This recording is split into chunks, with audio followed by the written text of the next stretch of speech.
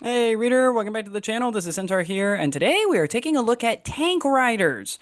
Kind of a very unique, somewhat niche subset of infantry squads, but they're kind of unique. And while, yes, technically you could consider these as rifle squads or submachine gun squads or mixed squads or whatever, they're used very differently. And a lot of what we've said before kind of applies to them, but it kind of doesn't. So I figured, you know what? Let's just make a separate video because in case we get more of these in the future, they should be treated a little bit differently. And there are a few things more you should know than just our typical setup of, SMGs have to get close. Rifles are pretty much only good for holding objectives, etc. Okay, there is more that's going on here. We're going to treat them exactly like we do normal stuff. Also, shout out to the really cool Tank Rider minis that are made by GW. We've got ones for the Germans and for the Soviets. And because they're metal models, they're really characterful. You'll have interesting phases and stuff like that going on with them. And some of the loadouts you'll look at and you'll say, an LMG?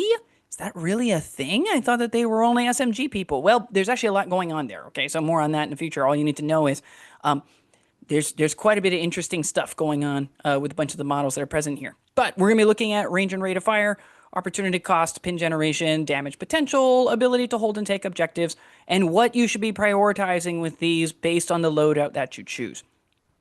So for starters, there's actually a lot going on from a range and rate of fire perspective. Germany does start with their Belgate Stogriders having rifles. And you can take just men with rifles if you want to. So you could have anywhere from 5 to 10 of these. Okay. One shot, 24 inches. And most importantly, pretty cheap, right? Because you're paying 50 points regular, 65 points veteran, which means, and this is important to remember about the Tank Rider special rule, which I'm not going to do a whole separate video on because again, only like 2 units so far have it. I'm expecting maybe a third one for the French. Although it's worth noting, the British did use tanks for transport for infantry at times. But we don't get any tank riders for the British, and the Americans use tanks for rides on occasion. In fact, we have M4 Shermans that have modified handholds and seats on them that the soldiers bolted on to help them with holding on. But Americans don't get tank riders either. Okay, so just suffice it to say, historically, there's more than just these two countries. We currently have profiles for these two countries.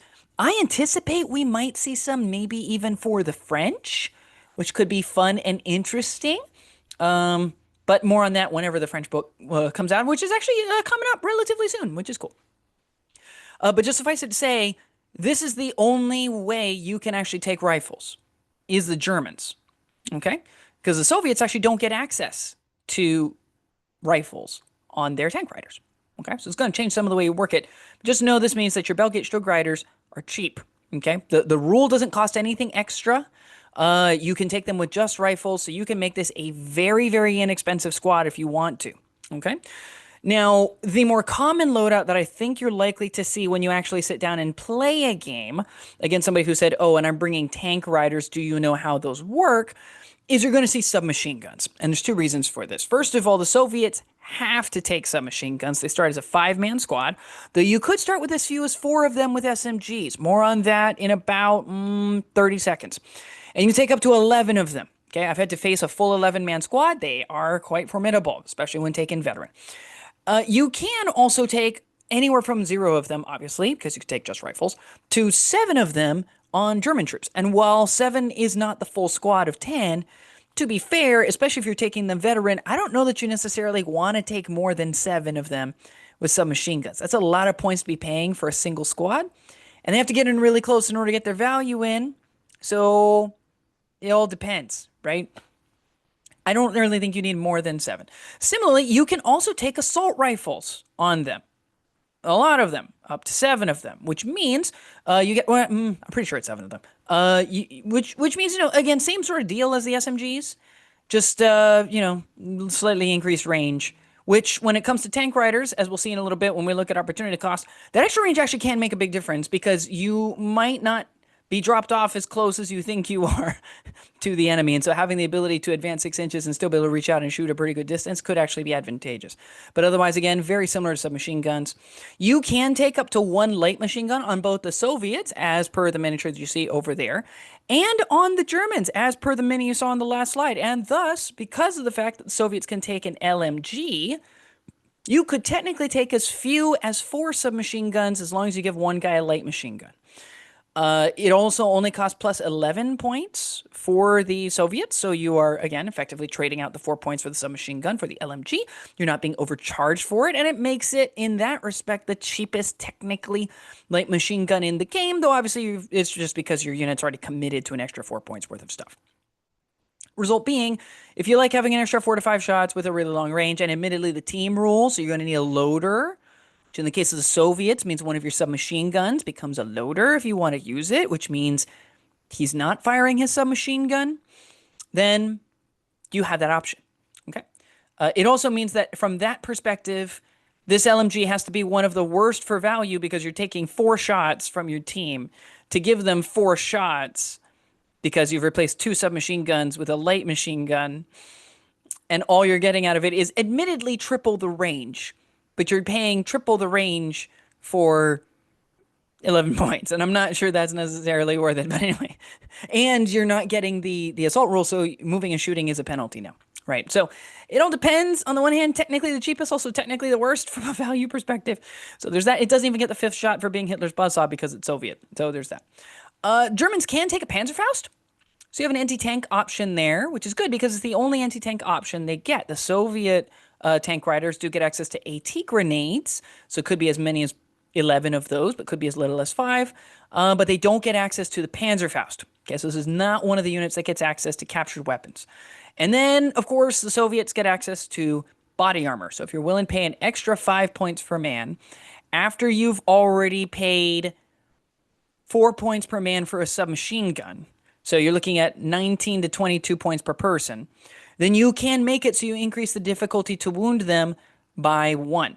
Now, pro tip, in case you haven't figured this out, body armor looks great. It does come with the disadvantage that a run order does not double your move distance.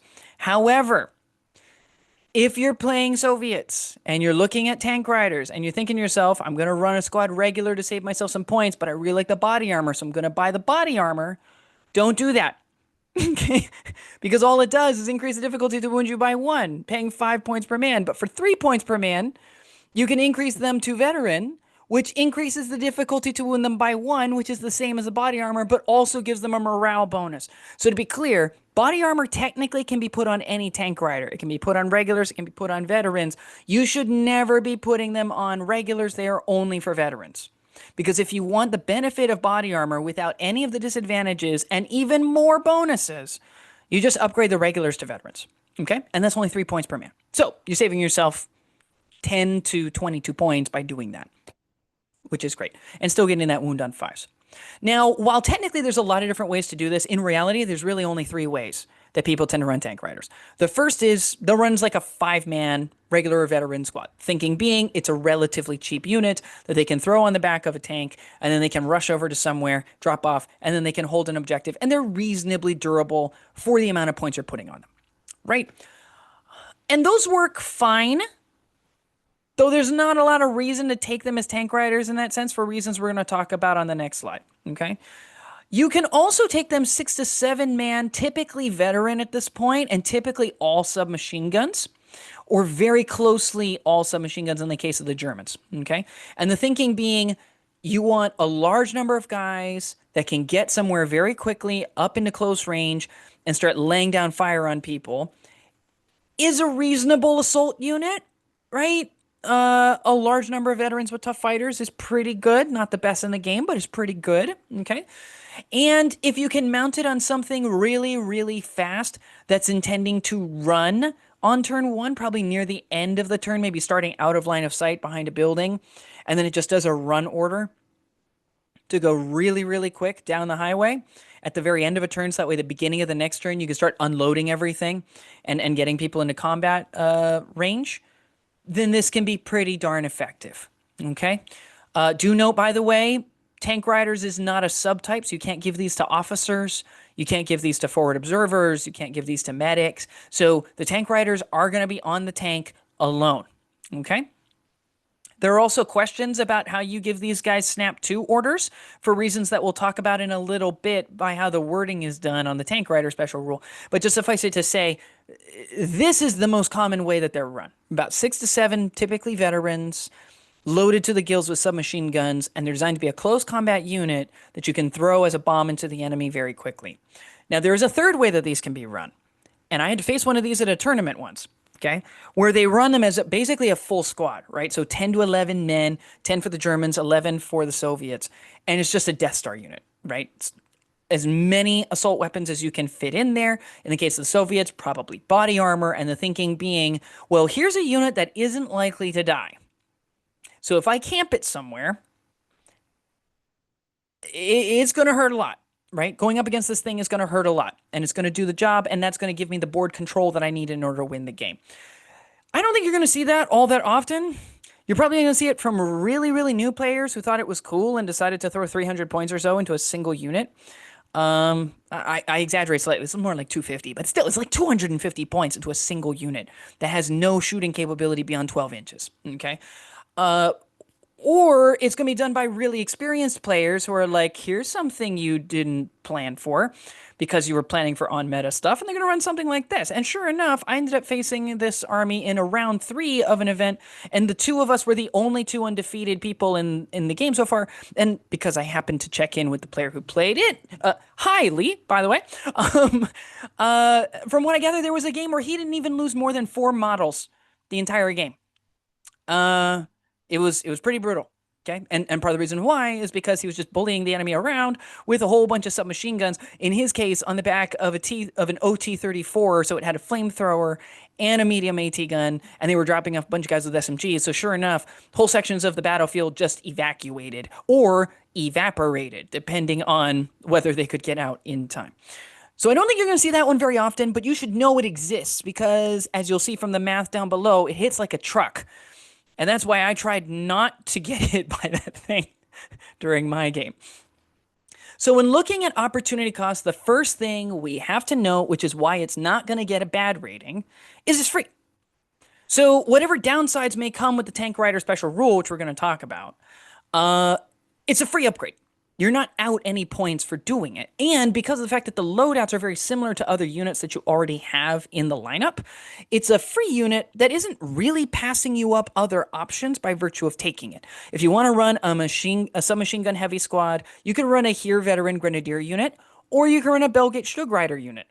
They'll cost you the exact same. They'll have the exact same loadout. They'll have the exact same stats, except one can treat a Stug as a transport and one cannot. Right? So no matter what you were planning on doing with a unit, if you just wanted a 5-man unit with an LMG, in the case of the Germans, you can build that with a Stug Rider unit.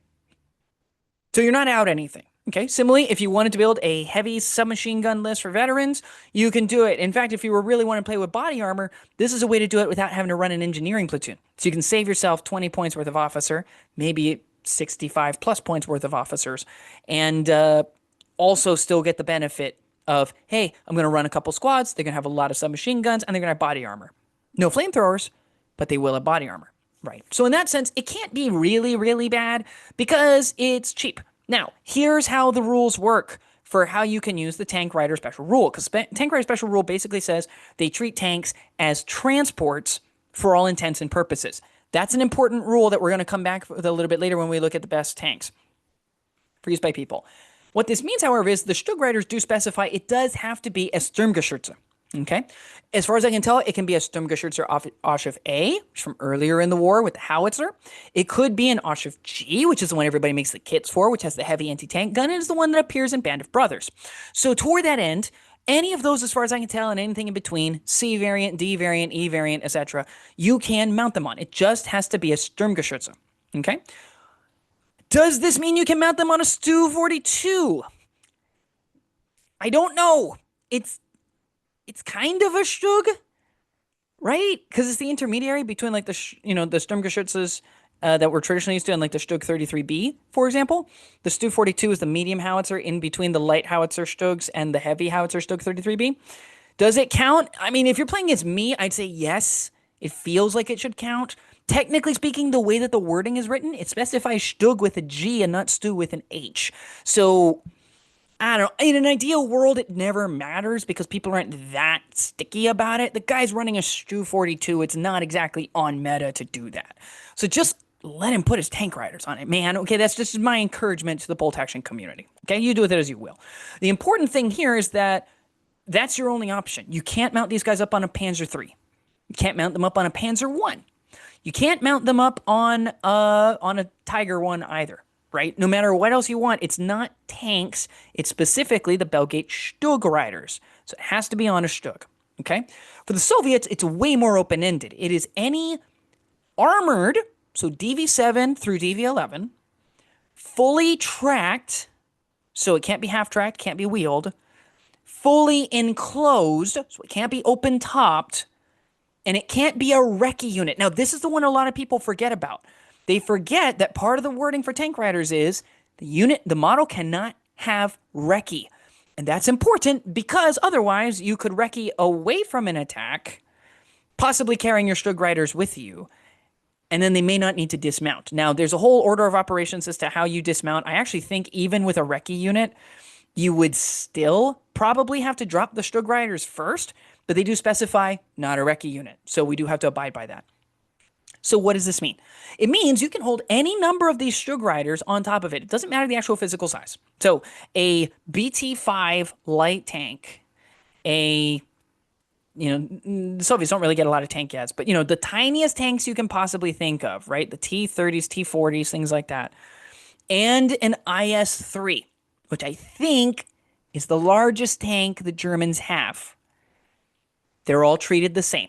They can all hold 5 guys. They can all hold 11 guys. It doesn't matter, which is nice because it means, again, we don't need to worry about sizing of the unit by comparison to sizing of the vehicle. Second thing to remember about this, it can't be open-topped. So you can't run a super cheap, inexperienced Komsomlets that typically only has a 6-man capacity and give it 11 people. Because even though it's armored and even though it's fully tracked, it is not fully enclosed. Okay? This also means we can't put Stug riders on the back of a gas jeep carrying a quad Maxim, right? You can't put them on the back of a quad Maxim truck with with 4 machine guns on it because that's not a fully tracked vehicle. It isn't an armored vehicle. So there's not anything in the armored platoon, okay? It has to be a fully tracked vehicle that is armored, so DV7 or higher, and fully enclosed. Open top does not count, okay? Which cuts out a few really good options for the Soviets, but most of the really good stuff is still there, right? It means you can't put them on the back of an Su-76 because it's open-topped, but you can put them on the back of an Su-76I because it's fully enclosed, okay? It just means you're paying an extra 5 points for it. But the critical thing is you do get access to this. It allows you to take a transport that you were already taking without having to pay extra points for yet another transport, which is really nice, right? If I'm not having to pay 50 points for a Hanomag or more, depending on the style of Hanomag that I'm looking at, because I was already planning on buying a Stug, that's an incredible savings for this unit, right? If I was looking to put a 7-man veteran unit in a transport for Germany, that's pretty expensive. But if I was already planning on bringing a Stug, then I've saved the points on not having to bring that transport anymore. Though you can, by the way. There's nothing in the rule that says Stug riders can't ride in normal transports. More on that later in the video. For the Soviets, similar story, right? Especially since, you're getting access to American half-tracks, the Komsomlets and stuff like that. But, a lot of the armored transports for the Soviets cap out at 5 to 6 people. So if you want to run 7 or more, you'd be looking at a pretty expensive half-track, maybe an M3 White Scout car, right? If you want to get up to only 8 men. That doesn't necessarily hold a big Death Star unit, right? And if it does, it's relatively expensive. Well, if you can take a tank for about the same cost or even cheaper than that transport, well, now I've got firepower that's going to be great all game, that's not going to run away if the enemy gets too close to me, right? Or make a roll in the case of an armored transport, that can still transport units. And I get that bonus effectively as an Army special rule by virtue of bringing 1 squad. I can now do it for that 1 squad. And again, it's free. Okay, so I can't overemphasize this.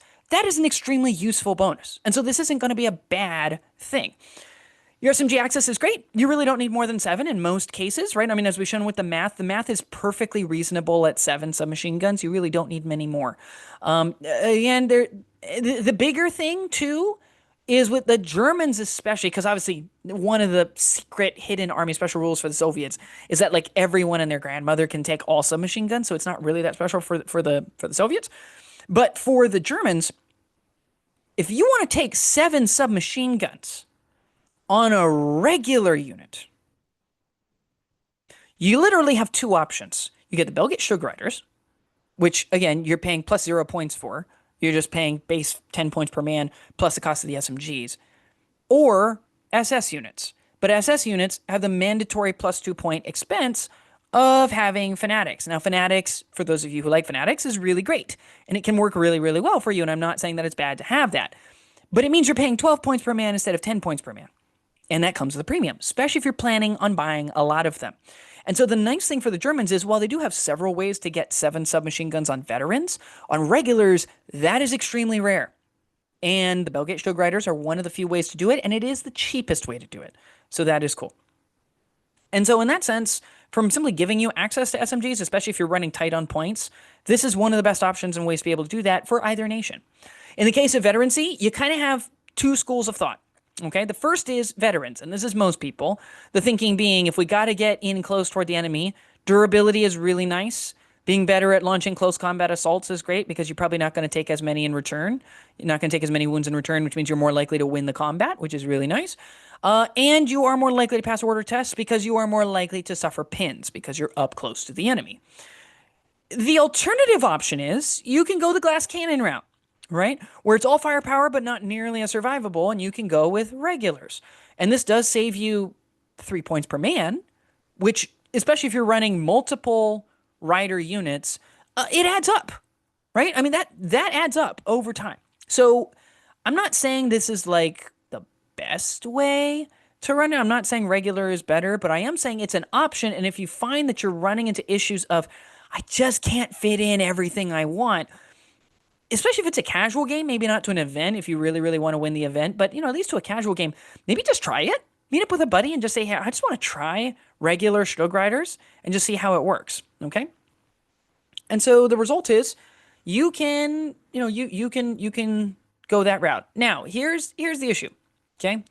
When it comes to the strongest combos that you can get on an opportunity cost perspective in close combat, your best options are typically going to be veteran fanatics, or they're going to be regular troops purchased with skilled riders because they're able to maneuver around whatever your positioning was and then be able to get to you at close range on the following turn. Or it's going to be Polish Lancers. Okay, there's other stuff obviously with the Gurkhas that haven't yet arrived yet, and East Africa stuff that hasn't quite arrived yet. So I think we're going to see a lot of things there. But in general, these tend to be the kinds of things people are looking for. They want hypermobility, they want really good durability and reliability and not just suddenly losing the combat because of a fluke roll, or they want large numbers of attacks. The benefit that these models get, because obviously they don't get any of these, but they present kind of a unique alternative option, is the fact that they're being transported up by something that can hit hard. Any which way you cut it, right? Even if it's just a T-26 for the Soviets, right? A really, really cheap armored vehicle with 2 machine guns on it. Even if that's all they're transporting it up with, they have the benefit of, hey, we're going to advance this armored vehicle and start laying into that unit first, and then we're going to drop you off and you're going to get to start shooting at them and then prepare for assault, right? Heaven forbid tank riders for the Soviets be on a T-28 or a T-35, where now you have so many machine guns firing and a howitzer, right? And pumping into things. And they don't necessarily, the nice thing about the T-28 is you don't have to take it with the slow special rule. So suddenly, it's pretty durable, right? And it's fast. It's going to get people up there pretty quick, and they're going to do some damage, right? And so if you're looking to build an assault squad, yes, you can go the Fanatic route for Germany like you normally would. You can go the Cossack route if you want to. You don't really have an equivalent to the Polish Lancers. But what you can do, it's not a bad idea, just throwing it out here, is you could go the Stug Rider route, right? And again, you don't have to take them on the Stug if you don't want to. You can put these guys in a Hanomag. But the benefit of doing this is that you can get very, very cheap, tough fighters who on the turn before can unload with a whole lot of volume, and you can even do it relatively cheaply in the case of regulars. So as an assault unit, it is an odd combo. I'm not saying it's a great combo. I'm saying it's an interesting one, and it can work for you, as you'll see with the math below. Now, when looking at the best Soviet tanks, there's a lot of stuff we can think about. The first and the most obvious one in my mind is the BT-5 or the BT-7, depending on what kind of loadout you want on the tank. The reason why I recommend this, it is a light tank that is very cheap and very fast. It has the fast special rule, so it's moving 12 inches on an advance, 24 inches on a run. So if you really need to get people somewhere really quickly, you can do that. It, it doesn't get double movement on roads, so it's still not as fast as a half track, still not as fast as a wheeled vehicle, but it's still pretty darn fast. And since not every board is guaranteed to have roads, some people don't put roads on their boards, the result is it might be just as fast as everything else, except it can also advance 12 inches through rough ground, which is not horrible. And in my mind, BT5 is probably the one that I would run. Okay.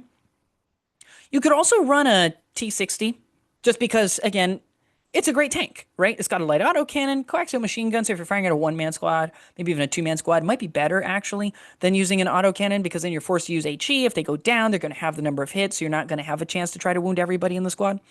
So maybe the machine gun's better. But the result is if you were already going to buy a T60, then you can save yourself a whole bunch of points on an armored transport and just stick your Stug Riders on it. And now suddenly, Viola, we've got an assault unit and a transport, and I saved myself like 50 to 80 points, which is great.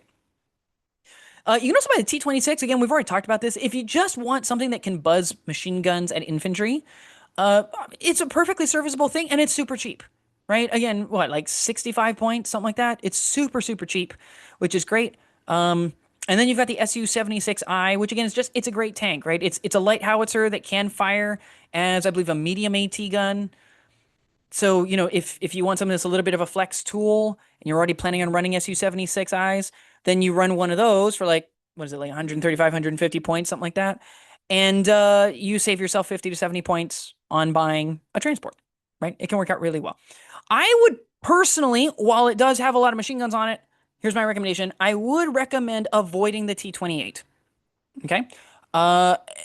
More accurately, as your tank rider unit. And the only reason why I recommend that is because the rule for tank riders is if a shot is declared against the tank, doesn't matter if there are hits or not, the unit dismounts for the turn, as if they were disembarking an immobilized transport, which means they're not moving very far. They're going down, so you're losing a whole turn of movement with them afterwards anyway. Like, there's just a whole bunch of different things that happen to you that's really bad. And a T28 is way more likely to be absorbing shots early on than a T26 or even a BT5. Heck, even a T60 if you have those out on the table, probably. Okay. But this gets me to another bigger issue with how this works, because this is important. The tank riders treat the tank they're on, whether that's a Sturmgeschütze or whether that's a Soviet tank, as a transport for all intents and purposes, which means a few things. Number one, technically speaking, all of these tanks are enclosed vehicles. And the rule regarding how transports work with officer snap twos is that officers cannot snap to units being transported by fully enclosed armored vehicles. They can snap to units that are in their same vehicle, but as we mentioned early on, this is not a subtype. You can't buy this upgrade for officers. Okay, so the officer can't ride with them, and it even specifies 1 unit of tank riders per tank. So I don't think you could even do it under that situation, right? But it also means that officers on the ground, they can snap to the vehicle, but they can't snap to units being transported by a fully enclosed armored vehicle. Now, I know what everybody's going to say. This is pedantic, Centaur, right? They're sitting on top of it. Of course they can hear him. Herein lies the problem. The wording says that it's treated as a transport for all purposes, including when they need to dismount, what happens to them if they're, if they come under attack and things like that. That's different. They caveat that part. But it says, in all respects, it's treated as a transport, right? So you can only disembark on an advance. If you mount up, the transport cannot leave that turn. If you do a run, you cannot leave on that turn. It's treated as a transport for all those purposes. I think that carries over to how you snap too. I didn't see anything in the errata that says otherwise. If you disagree, feel free to let me know down in the comments below. I mean, if you're playing against me, I'll let you do it because thematically in my head it makes more sense. The officer can give them orders, but just no rules is written. With at least the way the tank rider's wording is written, it seems to me like you can't snap to a tank rider unit because they're being transported by a fully enclosed armored transport. And that's how transports work. So it's unfortunate, but there it is. Yet another reason piling on top of why I wouldn't put them on a T-28. Okay.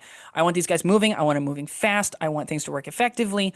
My preference personally would be to put them on something relatively small, relatively fast, that's a little more, it's more demure, right? It's more subtle, right? And send something else at the enemy that the enemy is going to really try to chew into, because if not, they're going to get chewed into. And then we drop our Stug Riders at a later point. Now, when looking at pin generation, honestly, it really depends on when you get off, right? When is it that you actually dismount this thing, right? Because if you're on the back of, say, a BT5, right? And let's say that you've started in prepared positions against the enemy, and you're on a, say, long table edges, and so you deploy this unit 12 inches up, they deploy a unit directly across from you 12 inches up.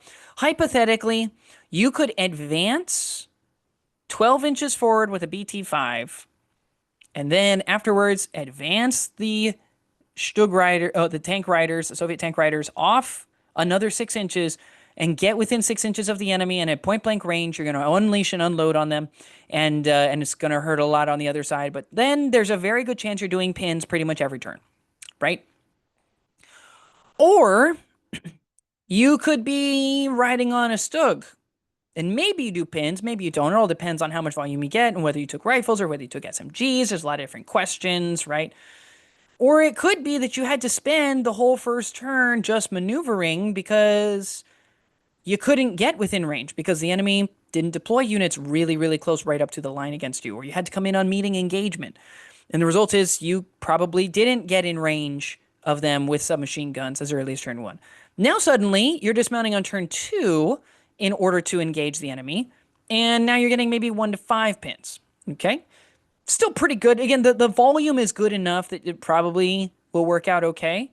But then comes the tricky part with tank riders, and part of the reason why some people really don't like these, which is the problem of a forced dismount, right? If somebody so much as shoots at this thing, even with small arms, as far as I can tell, they just have to declare an attack. It doesn't have to be a heavy weapon, doesn't have the ability to penetrate the tank. As long as there's shots coming, the guys on top say, oh, we are not as durable as this tank. And so they start abandoning and bailing ship.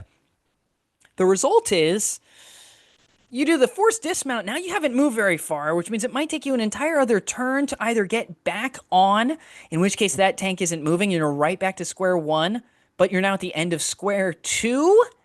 So now you're moving up on turn three. Problematic, right? In the case of forced dismount, you might have to foot slug it from that point on. You could easily find that you don't even get to do pins until as early as turn three. And it could be worse than that, right? Depending on how much fire you end up taking from other stuff once you've dismounted. There's just a lot of potential issues. So, like, it fluctuates. I think the biggest thing to remember about this is it's not a pin-centric unit. You're not taking tank riders to pin things. You're taking them to move them up quickly and remove things. That's what you're doing. It's capable of pinning things, okay? Perfectly capable, especially if you take lots of submachine guns. See the submachine gun video if you want the really deep math on how you do that. But suffice it to say, what we're actually doing here is we're trying to remove stuff at close ranges without having to pay the cost for transport. Right? That's what we're actually doing here. So don't lose sight. If they aren't doing a lot of pins, but they're picking up models and removing them from the table, they've done their job. Speaking of which, let's take a look at how that works. So let's say that you've got 5 regular riflemen for Germany, and they've only got rifles. On average, you're looking at 1 to 2 wounds for the turn before cover saves, which is not a lot. It means you're pretty likely to get pins, which is great, and you are still likely to make it so they at least have to check for the save. Right? So it's keeping the opponent a little bit honest. But again, we're only paying 50 points for this. We're only going to get about 50 points worth of value out of this. Okay? You then got 6 submachine guns, which again is kind of my lowest end of what I would run for tank riders. I wouldn't run any less than 6 personally. At which point you're looking at somewhere around 2 to 5, maybe 3 to 5, depending on how you want to run the math, which is pretty good. It means that even past cover saves, you're likely to slip in a wound or 2. Right? Even past a 4+ cover save, even past a 3+ cover save, you'll probably get about 1 or 2 through, which is really nice. And if you can catch people in the open, well, then you're going to really maul a unit, right? And again, this is averages. You could go higher. Obviously, the ceiling is 12, right? The maximum you can do is 12. With seven submachine guns, math is slightly better. Most notably, we're solidly in the 3 wounds a turn phase sort of thing, assuming you're not shooting against other Soviet veterans with body armor. And you could get as high as 6 reliably with the DV3s. Okay. At this point, the math is still good, but you'll notice it trails a little bit the higher you get, right? Especially against veterans. The amount you're investing is not actually going to increase the number of wounds you're going to get by all that much. With 8 submachine guns, you get to about 3.5 against veterans, about 7 against inexperienced troops. And with 11 submachine guns, so the maximum you could possibly buy, you're jumping from, and remember, we're paying an extra at least like, what is that? 17 points per person? And that assumes no body armor. In this case, you're paying about an extra, oh my gosh, what is that? 4 times 17. About 60 or more points. And you're adding an extra 1 to 2 wounds on average. Okay? Which we could have gotten by just buying a machine gun team, right? To back these guys up. We didn't strictly need it to be extra submachine gun guys in here if we didn't want to. Against, and again, the math kind of holds. It's roughly about 3 to 4 extra wounds regardless of the veterancy level. It's not actually all that much. And so I don't think this is actually that. No, actually, yeah, it's worse than that. It's like 3.5 tops. Yeah, it's like 1.5 to 3.5. It's not very good math at all. So, like, you can go larger, and obviously the big benefit of going larger is once you start taking casualties, you maintain that volume getting close to 7 and 8 a lot longer, which is kind of your reliable level of damage. So, like, it's good, right? I'm not saying Death Stars don't work. I'm just saying it's a whole lot to put in one place for a relatively marginal rate of return. And remember, all of this math is before cover saves, right? So 7 wounds against regulars looks great until you realize you might lose 3 or 4 of those against a 4+ save. You're going to lose a whole lot more of those against a 2+ save if somebody decides, oh my goodness, SMGs, I'm going down against this thing, right? So that's just my opinion, okay? I think getting in range and having enough volume is important. I tend to think 7 to 8 is about the maximum you'd probably want to go, just because you can spend the points elsewhere in a way that's going to be more profitable, right? So that's just my opinion on the damage. But yes, unsurprising for anybody following the math. 11 submachine guns hurts a lot. 7 submachine guns also hurts a lot and might potentially be enough. So good news for all the German players. You only get access to 7 SMGs. That might be sufficient. Now, when looking at objective holding, this is where things get tricky. So you have about 5 to 11 men, right? They're going to be taken regular to veteran. They might have cover because, again, it's not like you have to mount them up. You could dismount them. You could choose to just keep them on an objective, and rushing them over on turn 1 with a run order over toward where an objective is, and then just advancing them off the next turn, clearing out whatever's over there, could be pretty effective. Okay? It can be a great way to just kind of suddenly crash the board, suddenly remove defenders on an objective that they thought were safe, and now it turns out isn't. The big benefit, of course, is body armor helps. Obvs, right? Obviously, if you're being wounded slightly more difficultly, then it's going to be better for you, okay? And hey, if you're defending an objective, being slow with body armor doesn't really hurt you, right? Because how far do you really need to move? 6 inches is plenty enough, right?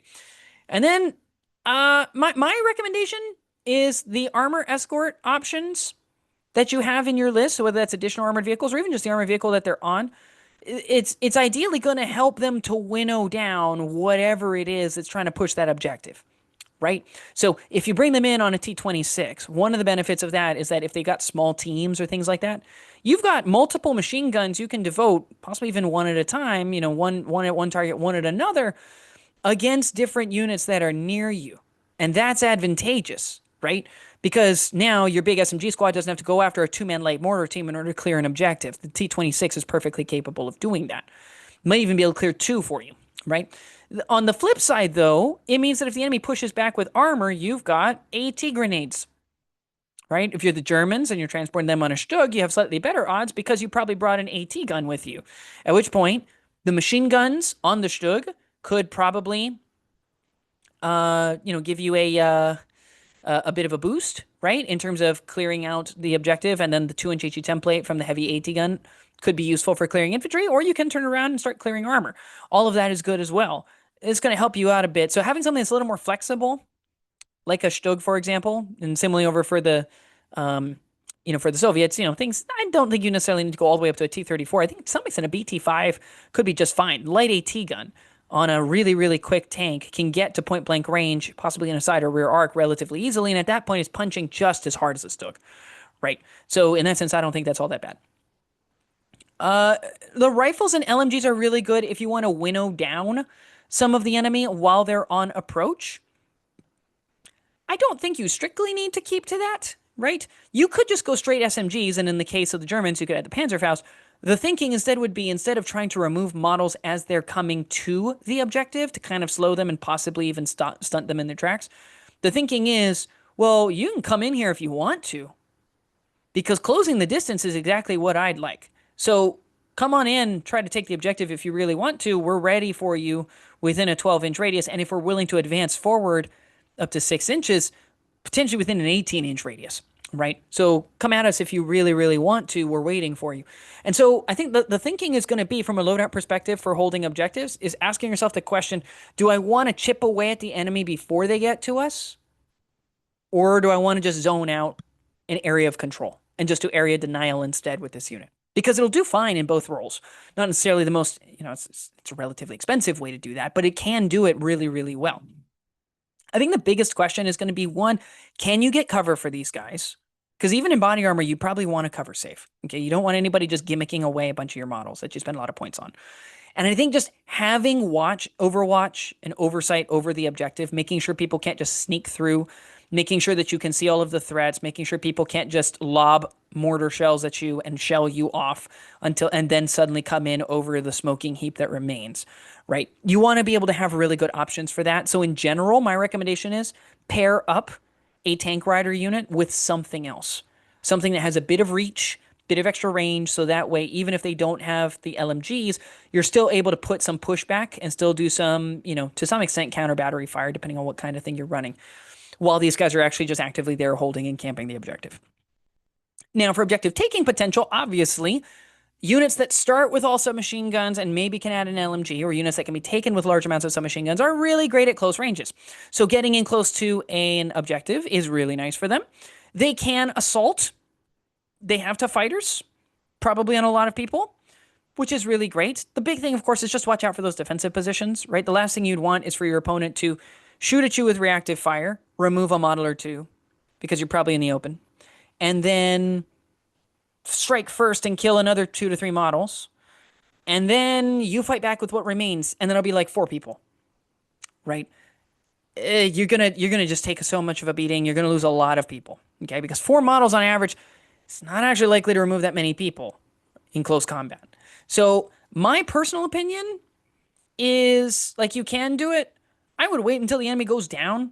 And this is part of the reason why it's really advantageous to have them riding on something that actually has a bit of punch, because then that transport can, maneuver to like 6 inches away, start shooting, start doing some winnowing down. The unit dismounts on an advance, starts mowing into something, and then what remains, you can, if you need to, you can soften again with the attack vehicle. At the very least, maybe cause them to go down against the attack just to help to, have the number of hits from HE or something else like that. And then you get to attack them simultaneously, because now they don't count as defending a defensive position, right? But do something like that so that way you don't end up losing large amounts of models on the attack. Second thing, and this is just your general recommendations for objective taking, make sure you use line of sight blocking cover as much as possible. Here's the deal, though. It's not as easy, right? For most infantry we've talked about for assaulting stuff, they've been on the ground. So if you just have a really tall tank, you just block them with the tank, and now people can't shoot at them, right? Or if they do, heavy cover. With these guys, they're in the tank. So in order to keep them from being shot at, force dismount, reduced amount of speed for the turn effectively, and they have to go down, so they can't even do anything after they get dismounted out of this thing. You have to hide the whole tank. The whole tank has to not be visible to the enemy, to any enemy. Therein lies the problem. So in my mind, it's good to know, and it's good to aim for. It's a fine goal, to be sure, but just know it may not happen. Okay, that's just how that works. And then finally, just a thing not to forget about: you can transport these guys in normal transports, right? If you're like, well, I'd really like an officer near them to snap to them so they can dismount at the same time that the vehicle moves up, and I don't want to chance it with them being in an enclosed armored vehicle, right? Or being transported by an enclosed armored vehicle. That's the rule. you can put them in an Opel Blitz truck, right? Like you can put them in a Maltier, you can put them in anything you want. It doesn't matter, right? They don't have a restriction to just going into one thing. The benefit is you don't have to spend as many points in order to get it. One thing that you might consider doing is just take like a truck that's capable of holding them. And then when you look at the enemy's force and what they're bringing, if you're like, okay, based on the scenario, I think I just want to run this unit straight down the enemy's throat, then put them on the Stug. And if you're like, okay, I think I'm going to need to maneuver these guys a bit and get them to a different place, get to a really, really far away objective, then maybe put them in the truck. And then push that armored vehicle really far forward, attack the enemy, attack the enemy, attack the enemy, and then cruise to victory with your riders inside of a normal transport, right? You can do that. And the nice thing about trucks is that, yes, you aren't saving 100% of points by not buying, as regards not having to buy the transport, but you're still saving points over what you would have bought, right? Because if you're not buying an armored transport, you're instead buying an unarmored transport, then you're still saving some points, which is nice. And then finally, and this is a really important thing, don't be afraid to run the tank if needed.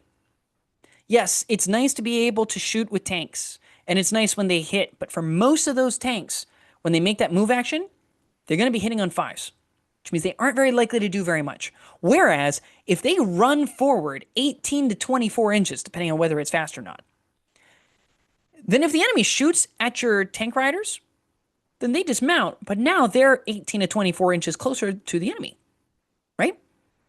So now, it's fine if they get dismounted early. Sure, they don't shoot this turn. We were running them. They weren't going to shoot this turn anyway. They weren't going to be able to dismount at all. All the opponent did was dismount them for us, which means next turn, if we want to, we can assault with our tank riders.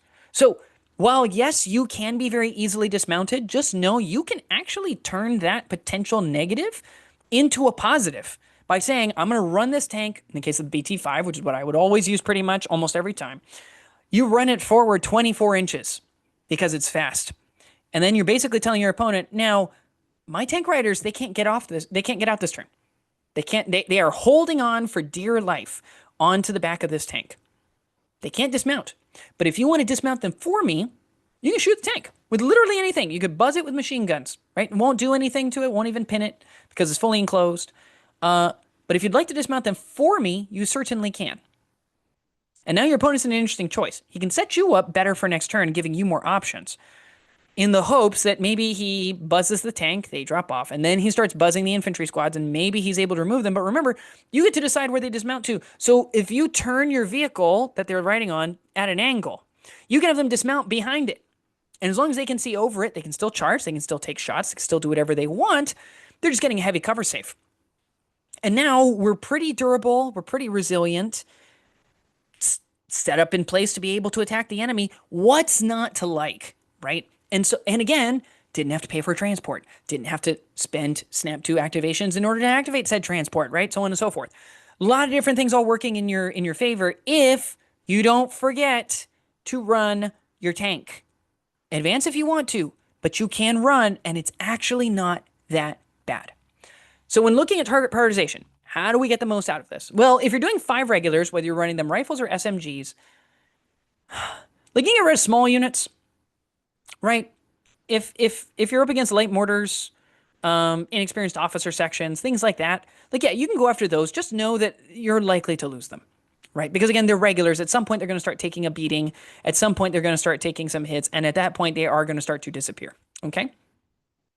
The exception to this is if your opponent has, like, say, a light mortar team, a machine gun team, maybe an officer, but probably not even that really, on like a really far-flung objective, and they didn't expect you to catapult 24 inches forward on a BT5 or 18 inches forward on a stroke. They expected you to brawl out and fight.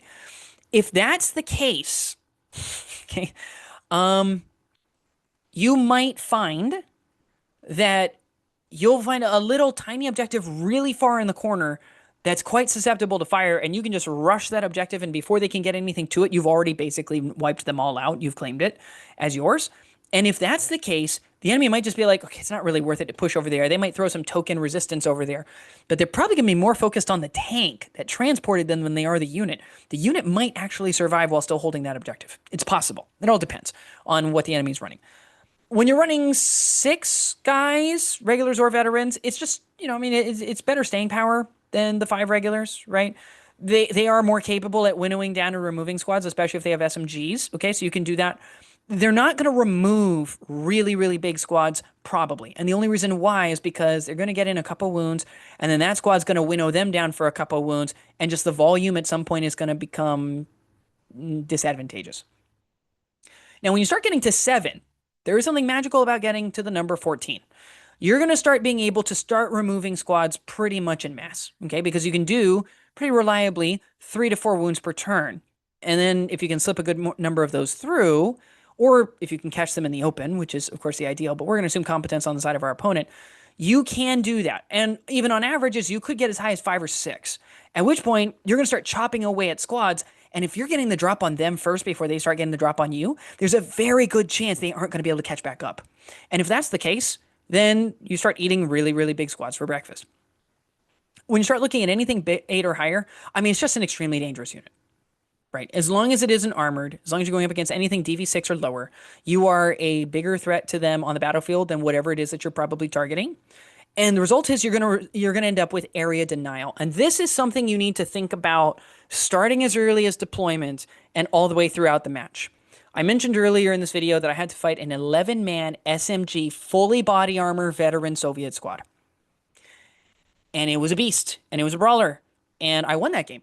And the way that I won that game was, well, one, I felt bad. Lee's air observer just like took until turn 5 to finally come in, and then failed to wound the armored vehicle that it came after, and like it did like 1 or 2 pins to a couple of different units who all just rallied and shrugged it off. It didn't really matter because by that time in the game, like the game was pretty much decided. So there was that sort of stuff that all came into it. But one of the big things that I did to help mitigate this, and I think this is helpful for you guys to think about, is that the tank was deployed on the far right flank of the Soviets, so my far left flank. And since it was not on a fast tank, it spent a turn trying to cross the board. And I took some shots down in that direction, but I intentionally didn't shoot at the tank. I shot at other units that were nearby, but I didn't shoot at the tank. And the reason why I didn't shoot at the tank was because I wanted him to drop the body armor guys as quickly as he wanted to. And sure enough, he did. On turn 1, he advanced it up, and then he drops off the guys rather quickly, I think, because he didn't want them being dismounted, which kind of makes sense because they do get more movement that way. But because he had SMGs and he was still, trying to get to the middle part of the board, I didn't move anybody up. I wasn't going to move anybody up. And so the result was not a whole lot of shots. Next turn, he's able to get in some shots. He's able to do some damage, forces, I think he was able to do some shooting with the tank. He was able to force the cavalry to recce. Firefight started happening with the unit to try to winnow them down. But I started just slowly migrating whole sections of my army away from where that unit was. And the result was I threw away a cavalry unit. I lost an artillery piece. I think I lost one other dismounted infantry section to an OT-34 and a body armor unit, which made up almost half of my opponent's points. And over the course of the game, he got a 50-point heavy autocannon. Might have actually been my 35-point light autocannon now I think about it. I think it might have been the light one that I threw away. A dismounted infantry section of veterans, so about 80 points, and a cavalry section worth 104 points. So he wiped out about 200, 250 points with almost 500 points of his army. That was a good trade in my mind, and it freed up so many resources to just headhunt anti-tank teams, artillery, air observers, heavy mortar teams, infantry of various kinds, half tracks, right? He had an M16 MGMC, so a quad heavy machine gun platform. It freed up a lot of resources just to hunt those things because I didn't really need to fight it. And so big thing to remember about this is if you're going to run tank riders, one, they have a short range, so you got to keep that in mind. But especially if you're using the tank riders with the body armor, don't deploy on a flank. Deploy near the middle. Doesn't have to be smack dab in the center, but deploy near the center. So that way you can pivot them left or right. They're going to cause a larger area of denial if they're near the center of the map instead of on the far side of the map. Okay? Tank riders can be very, very effective. They could also be neutralized by the opponent just continually shooting at them very early on, knocking them off the tank, potentially even knocking out potential rides, and now they got a foot slog everywhere, and then they're taking fire. But if you can deliver them in mass quickly, they can be extremely devastating. And that's why I'm going to give them a Murky rating. Sometimes they're really great. Sometimes they're really not. Sometimes they do really good work for you and they win the match for you on their own. Sometimes they contribute very little to you just because of good strategy on your opponent's side, whether you're allowed to maneuver on already starting deployed or whether you need to move on to the battlefield early on. Like there's just all different kinds of things that contribute to how effective they are. And I don't think I can actually sit here and tell you for certain how those are all going to play out. But what do you think? Do you think that them just being so easily dismounted makes them just a non-option for you, right? Because it's just not reliable. Are you the kind of person who uses these all the time and you're like, well, this guy's just a load of trash. He doesn't run these things clearly himself, and so that's why he doesn't really see the value in them. If so, please do let us know down in the comments below, and I'll see you next time.